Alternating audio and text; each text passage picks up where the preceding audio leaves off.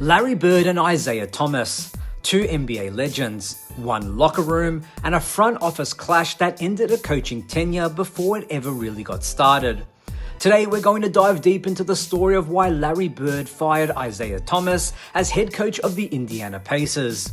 On the surface, it was just a front office decision, but digging deeper and you'll find a revealing look at communication breakdowns, clashing philosophies, and the sobering truth that greatness on the court doesn't always translate to success off it.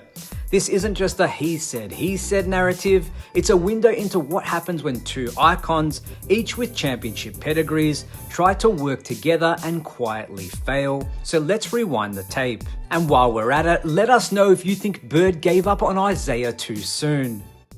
I walk in the office and it's Larry and Donnie. And Larry goes, "Hey Isiah, I think you've done a great job here, but I've decided to go in a different direction. I think you made a mistake firing me because I think I'd have won with that team." The Pacers announced on Thursday that Isiah Thomas had become the new head coach indeed. In July 2000, Isiah Thomas, one of the greatest point guards in NBA history, was named head coach of the Indiana Pacers. It was an ambitious hire. Thomas was known for his basketball IQ, fierce competitiveness, and championship pedigree with the Detroit Pistons. For 3 seasons, he coached a promising Pacers squad, helping to develop young talents like Jermaine O'Neal and Al Harrington, and even leading Indiana to 3 straight playoff appearances. But success was elusive. Each postseason run ended in disappointment, capped by a first-round exit at the hands of the Boston Celtics in 2003. Then came Larry Bird.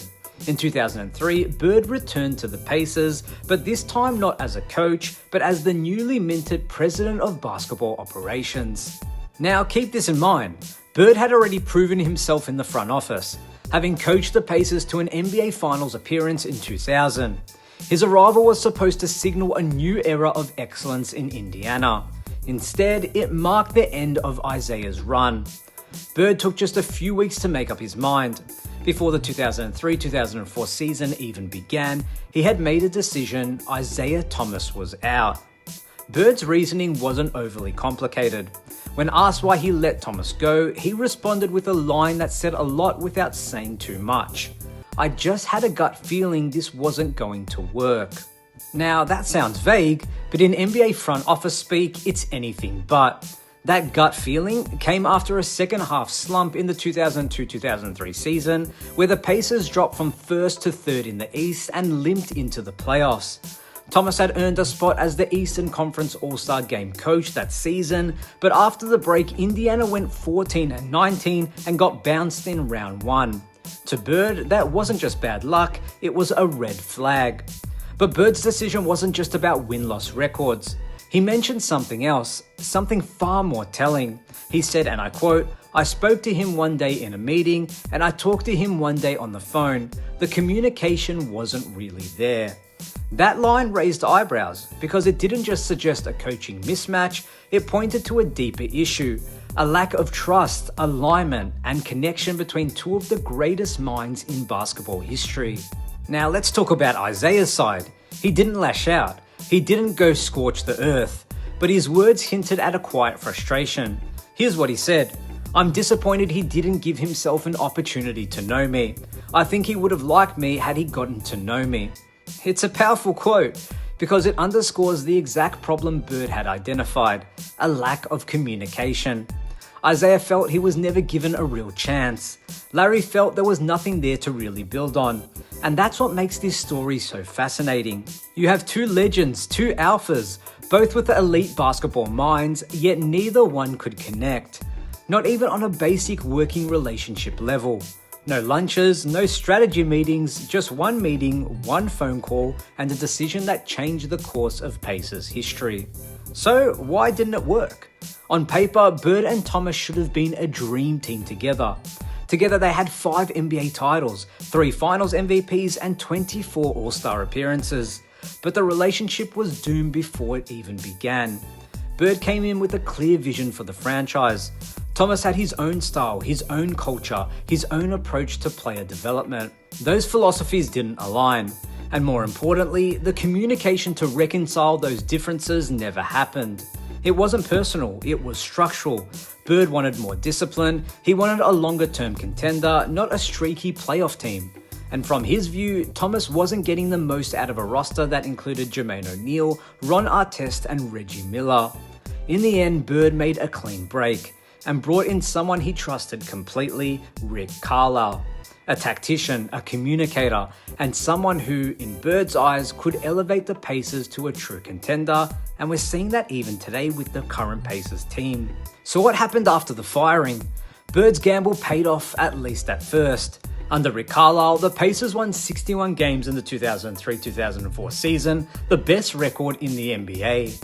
They reached the Eastern Conference Finals, narrowly falling to the eventual champion Detroit Pistons. It validated Bird's decision, at least in the short term. As for Isiah, he didn't fade quietly. Just a few months after being let go, he took over as the head coach of the New York Knicks. His tenure there was, let's just say, turbulent. The Knicks failed to reach the playoffs during his time, and front office controversies further damaged his reputation. Later, Thomas took his coaching to the college level and even briefly coached in the Continental Basketball Association and overseas.